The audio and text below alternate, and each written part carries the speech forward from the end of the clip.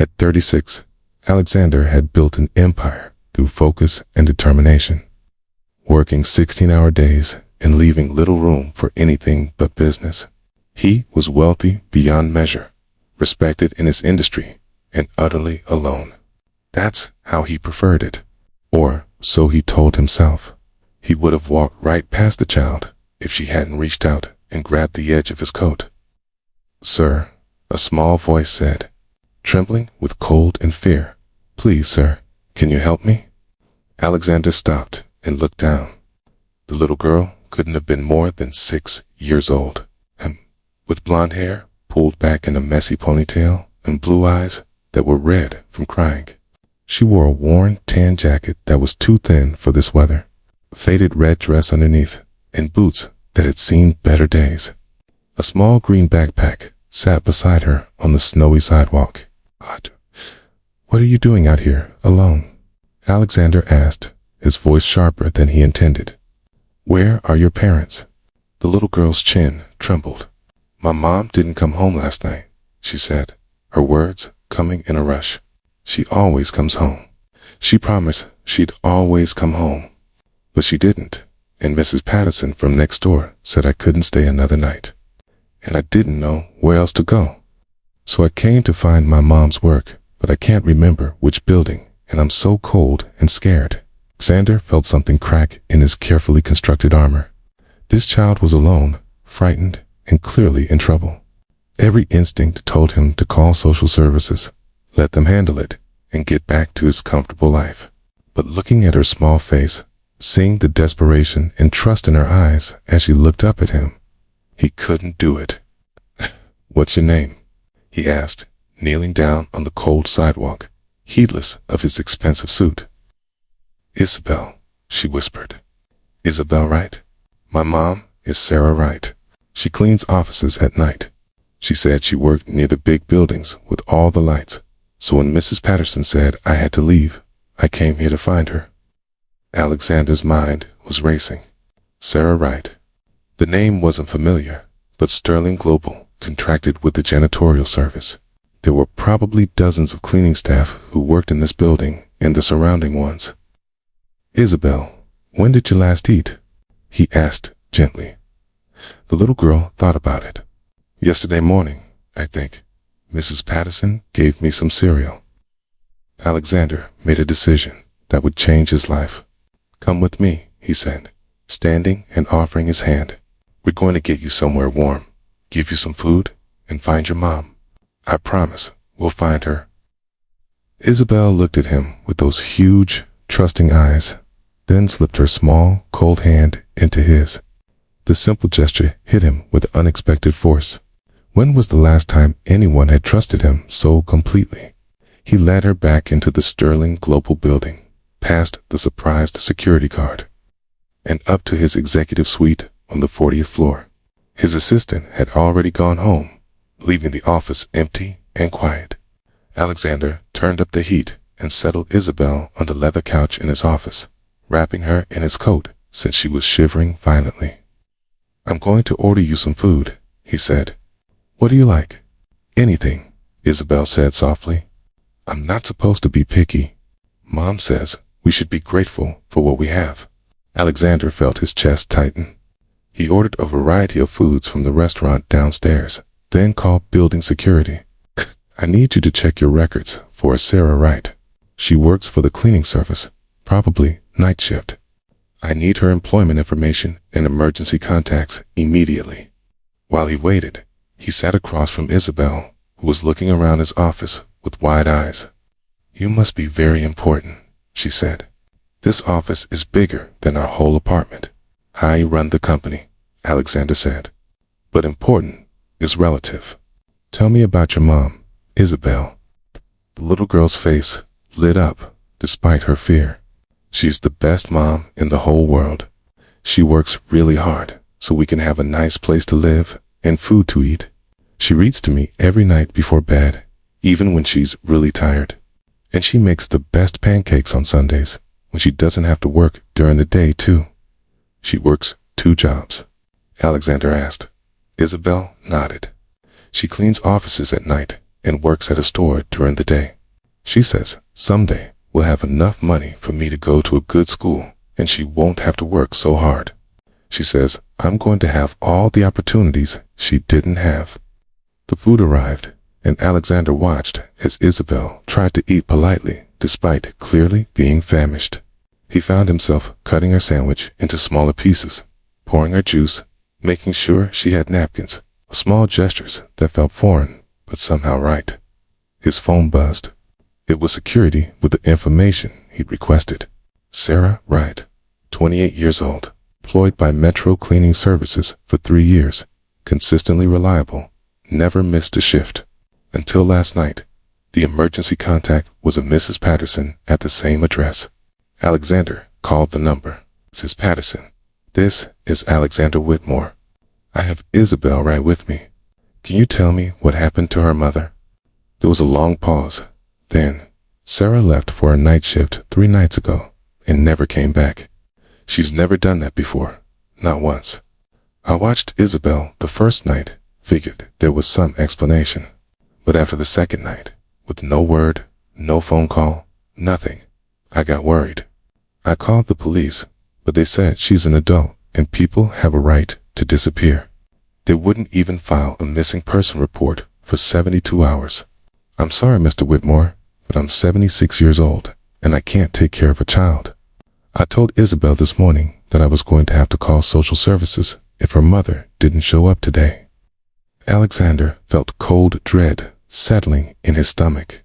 And Isabel left before you could make the call. Yes, Mrs. Patterson said, her voice breaking. That poor baby. She loves her mother so much. Sarah is a wonderful woman, Mr. Whitmore. Something terrible must have happened for her to abandon her daughter. After hanging up, Alexander looked at Isabel, who had finished eating and was now curled up on his couch, fighting to keep her eyes open. Isabel, he said gently, I'm going to find your mom. But right now, you need to rest. You're safe here. You promise you'll find her? Isabel asked, her voice small and scared. I promise, Alexander said, and meant it. He made calls while Isabel slept, using every resource at his disposal. He contacted the police, offering to file the missing person report himself and offering a substantial reward for information. He called Metro Cleaning Services and got Sarah's complete employment records, including which buildings she'd been assigned to on the night she disappeared. He hired a private investigator. He even accessed security footage from the Sterling Global building and the 3 other buildings in the complex where Sarah had worked that final night. It was past midnight when the private investigator called back. Mr. Whitmore, I found something. Sarah Wright was admitted to City General Hospital 3 nights ago. She was hit by a car while crossing the street between buildings. She's been in a coma ever since. No ID on her when it happened, and she's been listed as a Jane Doe. The hospital has been trying to identify her. Alexander's hands shook as he took down the information. Is she going to be okay? The doctors say her prognosis is good. She's showing signs of waking up. But Mr. Whitmore, there's something else. The hospital bills are already substantial, and they're going to keep mounting. Without insurance or identification, this could bankrupt her when she wakes up. It won't, Alexander said firmly. Transfer her to a private room immediately and put all expenses on my account. I'll be there within the hour with her daughter. He gently woke Isabel. Sweetheart, I found your mom. She's in the hospital, but she's going to be okay. She was in an accident, but the doctors say she's getting better. Isabel's face crumpled with relief and fear. Can I see her? Please, I need to see her. That's where we're going right now, Alexander said, wrapping her back up in his coat and lifting her into his arms. She was so light, so fragile. He carried her to his car, and drove through the snowy streets to City General Hospital. The hospital staff had. Sarah moved to a private room by the time they arrived. Alexander carried Isabel into the room, and the little girl immediately wiggled down and ran to her mother's bedside. Mommy, she sobbed, taking her mother's hand. Mommy, please, Wake up. Please. I need you. The doctor pulled Alexander aside. She's been in a medically induced coma to reduce swelling in her brain. We were planning to bring her out of it tomorrow morning. The prognosis is very good, but recovery will take time. She has a broken leg, 3 fractured ribs, and a concussion, but no permanent damage that we can detect. Whatever she needs, Alexander said. The best doctors, the best care, private nurses, physical therapy, anything. Money is not an object. The doctor looked at him curiously. Are you family? I'm someone who made a promise to that little girl that I'd find her mother, Alexander said. And I'm someone who's going to make sure they're both taken care of. He stayed with Isabel through the night, sitting in the uncomfortable hospital chair while she curled up beside her mother's bed, holding Sarah's hand. He watched the little girl finally fall into an exhausted sleep, and he found himself making plans he'd never considered before. The next morning, when the doctors reduced Sarah's medication and she began to wake up, the first thing she saw was her daughter's face. Isabel, Sarah whispered, tears streaming down her face. Baby, you're here. You're okay, Mommy? Isabel cried, careful not to hurt her mother as she hugged her. I was so scared. You didn't come home. I'm so sorry, baby, Sarah sobbed. I'm so sorry. It was then that Sarah noticed Alexander standing by the window. Who are you? She asked, confused and wary. My name is Alexander Whitmore, he said, approaching the bed. Your daughter found me outside my office building last night. She was looking for you. I promised her I'd find you, and I did. Sarah's eyes widened. Alexander Whitmore, the CEO. I've cleaned your office. You wouldn't remember, but I've seen you working late so many times. I'm sorry I never noticed you, Alexander said, and he meant it. But I notice now, and I want to help. Over the next few days, as Sarah began to recover, Alexander learned more about her life. She'd been on her own since 18, working multiple jobs to support herself and Isabel. The father had left when she was pregnant. She had no family, no safety net, no resources beyond what she could earn with her own 2 hands. She'd been one accident away from losing everything, and that accident had happened. I don't know how I'm going to pay for this, Sarah said, looking around the private hospital room with its advanced equipment and attentive nurses. I don't even have insurance. This will take me the rest of my life to pay off. It's already paid for, Alexander said. All of it. And when you're released, you're not going back to your apartment. I own a property in a good neighborhood near an excellent school. It's yours, rent-free, for as long as you need it. Sarah stared at him. Why? Why would you do this for us? You don't even know us. Alexander looked at Isabel, who was coloring in a book he'd bought her, occasionally looking up to make sure her mother was still there. "'Cause your daughter looked at me with complete trust and asked for help," he said. "Because I made her a promise, and I intend to keep it. Because I've spent 15 years building a fortune, and I've never once used it for anything that mattered. Because seeing you two together, seeing the love between you, reminded me of what actually matters in life." He paused, then continued, "And because when I was 10 years old, my mother got sick. My father had died the year before, and we had nothing. No insurance, no savings, no family to help. A stranger, someone my mother had once done a small kindness for, paid for her treatment. He saved her life. He told her to pay it forward someday. This is me paying it forward." Sarah wiped tears from her eyes. "Your mother must be very proud of you." "She passed away 5 years ago," Alexander said quietly. "But yes, I think she would be proud of this." The weeks that followed brought changes Alexander had never anticipated. He found himself visiting the hospital every day after work, bringing Isabel books and toys, sitting with Sarah as she went through physical therapy, making sure they had everything they needed. He arranged for Sarah to have paid leave from both her jobs, and when she protested, he offered her a position at Sterling Global instead, a proper position with benefits and reasonable hours. Once she was fully recovered, Isabel started calling him Mr. Alex, and then just Alex.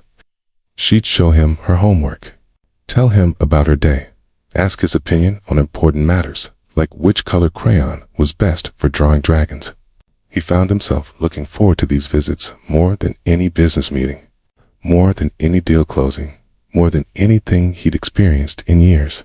As Sarah recovered, she and Alexander talked for hours. She told him about her dreams for Isabel, about wanting to give her daughter opportunities she'd never had. He told her about the emptiness of his success, about building an empire but forgetting to build a life.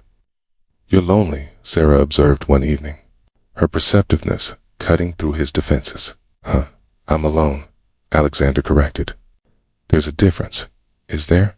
Sarah asked gently. "Because watching you with Isabel, seeing how much joy you get from spending time with her, from helping us, it seems to me that you've been missing something important." He couldn't argue with that. She was right. In helping them, he'd found something he didn't even know he'd been searching for: purpose, connection, family. 3 months after the accident, Sarah was fully recovered and moved into the house Alexander had arranged. It was modest by his standards, but palatial compared to the cramped apartment she and Isabel had shared. It had a yard where Isabel could play, a good kitchen where Sarah could cook the pancakes her daughter loved, and bedrooms where they could each have their own space. Alexander helped them move in, carrying boxes and assembling furniture, work he'd never done before, but found oddly satisfying. He stayed for the first dinner in their new home, sitting at their small kitchen table, while Isabel chattered about her new school and Sarah served the promised pancakes. It felt like coming home, which was strange because Alexander's penthouse was 10 times larger and 100 times more expensive. But it had never felt like this. It had never felt warm. "Alex," Isabel said seriously, syrup on her chin, "are you going to be my family now?" The question hung in the air. Sarah looked embarrassed, starting to apologize for her daughter's bluntness, but Alexander held up his hand. "I'd like that, Isabel," he said, his voice rough with emotion. "If your mom says it's okay, I'd like that very much." Sarah's eyes filled with tears. Over the past months, she and Alexander had grown close, and what had started as gratitude had evolved into something deeper. But she'd been afraid to acknowledge it, afraid that his kindness was just obligation, that he was too far above her station, that she was misreading the situation. "We'd like that too," Sarah said softly. "Both of us." A year later, Alexander stood in the snow outside Sterling Global, at the exact spot where Isabel had grabbed his coat and changed his life. He was there with Sarah, now his wife, and Isabel, now legally his daughter through adoption. They were attending the grand opening of the Sarah Wright Foundation, a nonprofit Alexander had established to help single parents facing medical emergencies, providing financial assistance, childcare, and support services. "None of this would exist if you hadn't stopped," Sarah said, holding his hand. "None of this would exist if Isabel hadn't been brave enough to ask for help," Alexander corrected. "If she hadn't trusted a stranger in an expensive suit to care about her mother." Isabel, now 7.5, stood between them. "I knew you'd help," she said simply. "You had kind eyes." Sander laughed, remembering how terrified he'd been that night, how out of his depth, how close he'd come to just calling social services and walking away. His life could have gone in such a different direction with one different choice, but he'd made the right choice. He'd followed a frightened little girl into the snow, made a promise to find her mother, and kept that promise. In return, he'd found his own family, his own purpose, his own heart. The foundation helped hundreds of families in its first year. Alexander reduced his hours at Sterling Global, appointing a co-CEO to handle day-to-day operations while he focused on philanthropy and on being present for his family. He coached Isabel's soccer team, attended every school event, and had dinner with his wife and daughter every single night. Sometimes, late at night, he'd stand at Isabel's bedroom door and watch her sleep. This brave little girl who'd changed everything. She'd been so small and scared that snowy evening, so alone and frightened. Now she was confident and happy, thriving in ways that would have been impossible without intervention.